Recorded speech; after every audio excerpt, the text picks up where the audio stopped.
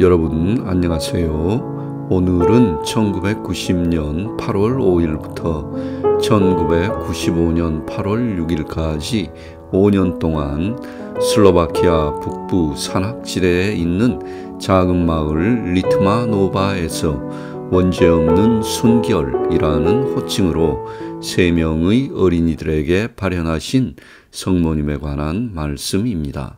성모님이 처음 발현하신 1990년 8월 5일 11살 소녀 이베트카 코르차코바, 12살 소녀 카트카 체셀코바, 그리고 그녀의 남동생 9살 미트코 3명의 어린이는 마을에서 3km 떨어진 즈비르 산에서 놀고 있었습니다.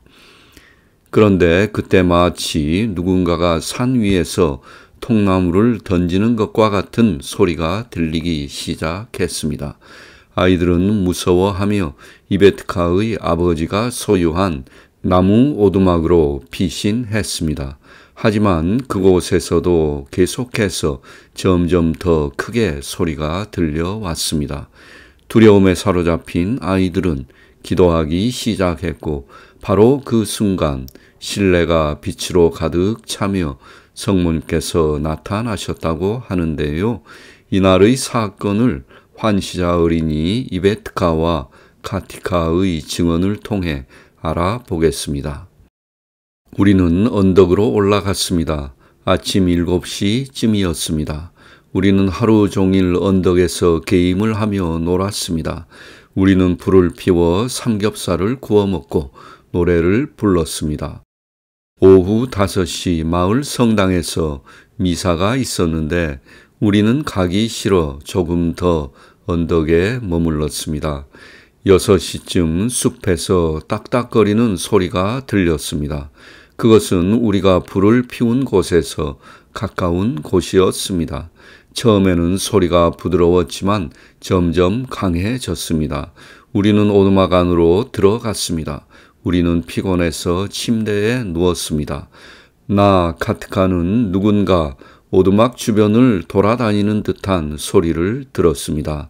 나는 이베트카 문을 닫아라, 무섭다 라고 외쳤습니다. 우리는 문을 닫았는데 그러자 누군가 깡통 같은 것으로 달그닥거리는 듯한 소리가 들렸습니다. 소리는 점점 더 커졌고 우리는 숨이 멎을 정도로 두려웠습니다. 잠시 후 누군가가 높은 바위 위에서 통나무를 던지는 것처럼 더 강한 소리가 들렸습니다. 우리는 무서웠습니다. 우리가 두려웠기 때문에 미트코가 사제가 말한 대로 기도하자라고 말했습니다. 우리는 주님의 기도, 성모송, 영광송을 3번 기도했습니다.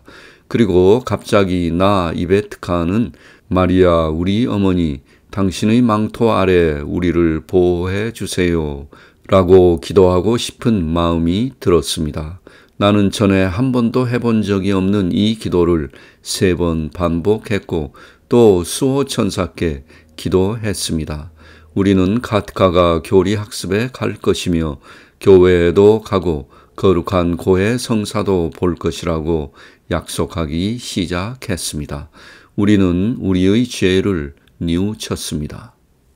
이때 벽의 구멍을 통해 외부에서 실내로 빛이 들어오기 시작했는데 우리는 그것을 햇빛이라고 생각했기 때문에 주의를 기울이지 않았습니다.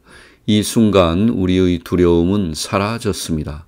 우리는 침대에 앉아 있었는데 갑자기 방 한가운데에서 빛이 나타났고 우리는 성모님을 보았습니다. 우리는 이것이 정말로 그녀인지 확인하려고 노력했습니다. 성모님은 벤치에 앉아서 우리의 말을 듣고 있었습니다. 우리는 벤치를 응시하고 있었고 카트카가 내가 축복받은 어머니를 보고 있다 라고 말했습니다. 나에게도 그녀가 보인다 이베트카가 말했습니다. 이 순간 우리는 모두 밖으로 나갔고 서둘러 그곳을 떠났습니다. 우리는 문도 잠그지 않고 집으로 급히 갔습니다. 가는 길에 성모님께서 우리를 2걸음 정도 뒤에서 따라오셨습니다. 우리가 돌아서면 그녀가 우리 뒤에 보였습니다. 성모님은 길가에 있는 십자가까지 우리를 동행했습니다. 그리고 그곳에서 그녀는 무릎을 꿇고 기도했습니다. 그리고 점차 사라지기 시작했습니다. 집으로 가는 길에 우리는 여전히 두려웠습니다. 나는 집 앞에 와서 성모님을 마지막으로 보았습니다. 이베트카는 삼촌 집 앞에서 축복받은 어머니를 보았습니다. 그녀는 당시 우리에게 말을 하지 않았습니다. 성모님은 흰 드레스를 입고 있었습니다. 그녀는 파란색 망토와 파란색 투명한 베일을 쓰고 머리에는 왕관을 쓰고 손에는 묵주를 들고 있었습니다.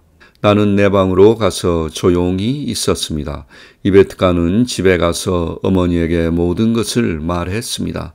그녀의 어머니는 그녀를 믿지 않았기 때문에 그들은 카트카의 집으로 가서 그것이 사실인지 물었습니다. 그들이 우리를 믿지 않았기 때문에 우리 둘은 울기 시작했습니다.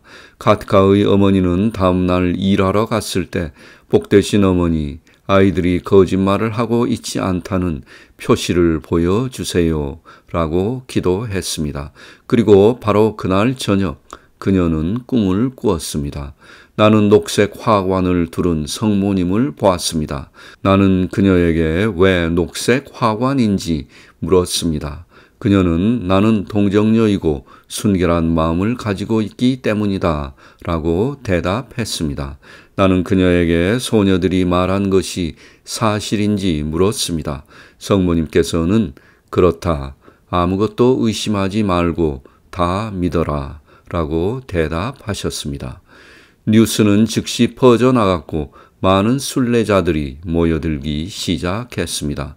성모님은 처음에는 한 달에 여러 번 주로 일요일과 휴일에 그들에게 나타나셨습니다. 하지만 1991년 3월 3일부터는 매월 첫 번째 금요일 다음 일요일에만 나타나셨습니다. 또한 성모님께서는 그곳에서 100m 떨어진 곳에 있는 샘물을 축복하시고 그 샘물을 마시라고 권하셨습니다. 첫 번째 발현이 있은 지 1년 안에 이미 100만 명이 넘는 사람들이 그 가파른 산골로 순례를 왔습니다. 슬로바키아의 인구가 500만임을 고려할 때 이는 엄청난 숫자입니다. 참고로 성모님이 발현하신 리트마노바의 신자들은 비잔틴 전례를 지키는 소수의 가톨릭 신자들입니다. 슬로바키아의 비잔틴 가톨릭 교회는 이전에는 동방정교회에 속해 있었습니다. 하지만 17세기 중반부터 다시 로마 가톨릭 교회 안으로 들어왔고 그 후로 교황의 사목적 통치를 받고 있는 독립적인 가톨릭 교회입니다. 그러므로 그들은 가톨릭이지만 오랫동안 동방정교에 속해 있었던 전통 때문에 그들의 전례와 관습은 동방정교와 거의 동일합니다. 슬로바키아는 인구의 약 56%가 로마 가톨릭이고 비잔틴 전례를 지키는 가톨릭 신자는 약 4% 뿐이라고 합니다. 총 신자 수가 약 20만 명 정도인 그들은 분명히 가톨릭 교회 안에서도 소수임이 틀림없습니다.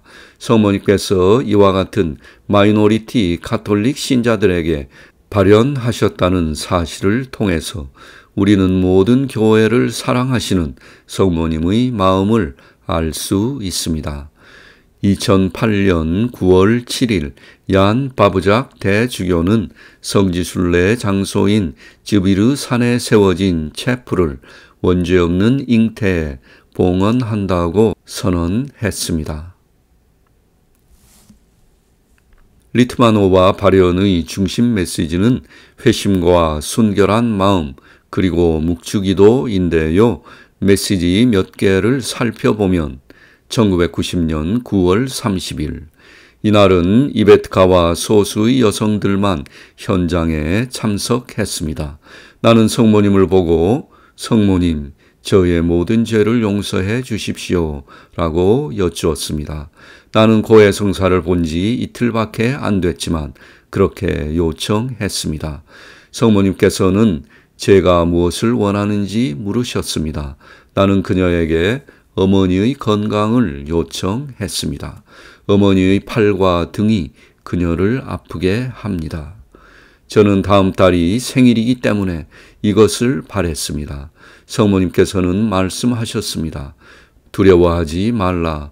내 어머니는 너의 눈물 때문에 곧 나을 것이다.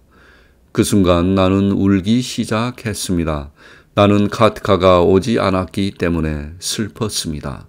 성모님도 우셨습니다. 카트카는 교회에 가서 고해 성사를 보겠다는 그녀의 약속을 지키지 않았습니다. 그녀는 처음에 그녀가 약속한 것을 지키지 않았습니다. 참고로 3명의 어린이 중 발현의 주환시자 이베트카는 성모님을 볼 수도 그녀의 말을 들을 수도 있었지만 카트카는 성모님을 볼 수만 있었고 들을 수는 없었으며 미트코는 처음 2번의 발현 동안 참석했지만 그 자신은 아무것도 볼 수 없었다고 합니다. 1990년 10월 1일 오늘은 하느님의 어머니 보호의 거룩한 날입니다. 우리는 마을에서 온 약 20명의 사람들과 함께 현장에 있었습니다.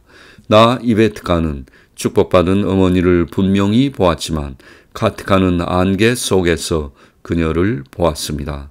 그녀의 영혼에 죄가 있었기 때문입니다. 오늘 고해 성사를 받고 사람들에게 모범이 되라 라고 성모님께서 그녀에게 말했습니다. 1990년 11월 4일 우리는 묵주기도를 함께 바치는 들판으로 올라갔습니다. 안개 속에서 성모님의 윤곽이 나타났습니다. 우리는 성모님께 이곳에서 미사를 드려야 하는지 여쭈었습니다. 복되신 어머니께서는 성모님의 원죄 없으신 성심을 기리기 위해 거룩한 전례를 바치라고 말씀하셨습니다. 많은 사람들이 참석했는데 우리는 기분이 좋지 않아 샘에 가서 얼굴을 씻고 돌아왔습니다. 우리는 다시 무릎을 꿇었습니다. 성모님께서는 우리가 성모님을 희미하게 보는 것은 우리의 마음이 죄로 물들었기 때문이라고 말씀하셨습니다. 그녀는 우리에게 묵주기도를 3번 바치라고 말하며 샘물을 축복했다고 말했습니다. 성모님은 모든 사람들이 샘물을 가져가길 원했습니다.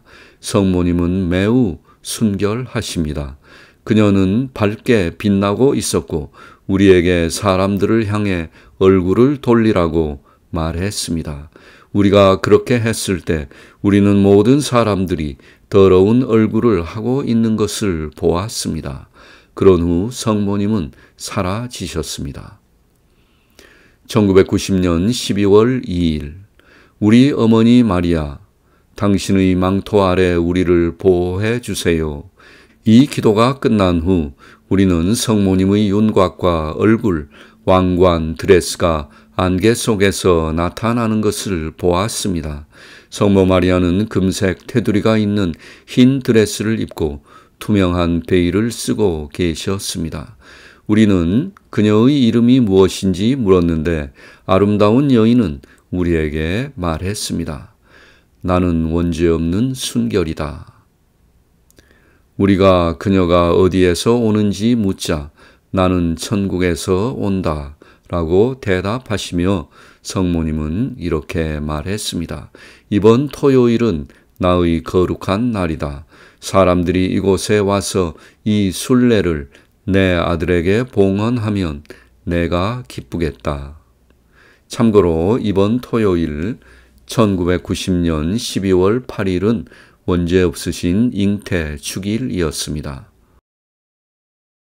1990년 12월 23일 우리는 그녀에게 왜 항상 우리에게 묵주기도를 바치라고 조언하는지 물었습니다. 성모님은 대답하셨습니다. 나는 원죄 없는 순결이지만 또한 거룩한 묵주기도의 여왕이다. 묵주기도를 바치는 사람은 동시에 필요한 모든 은총을 요청하는 것이다. 1995년 8월 6일에는 10만 명의 군중이 리트마노바 성모 발현 5주년을 기념하기 위해 모였습니다.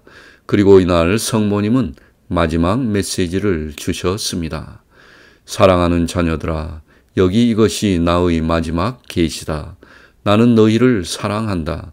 그리고 여기에서 나를 위해 해준 모든 것에 감사한다.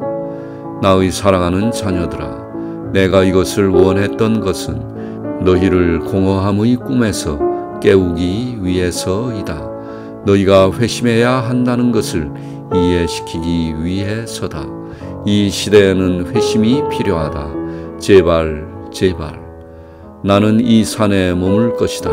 내 메시지를 생각하기 시작하여라. 이 시대에는 내 마음 안에 머물러야 한다. 더 깨어있고 단순해야 하기 때문이다. 다가오는 시대가 이미 여기 와 있다. 그러니 아이처럼 되어라. 하느님께 완전히 내어드려라. 제발 내 말을 생각하여라. 나는 너희를 사랑한다. 천국에서 너희를 기다리겠다.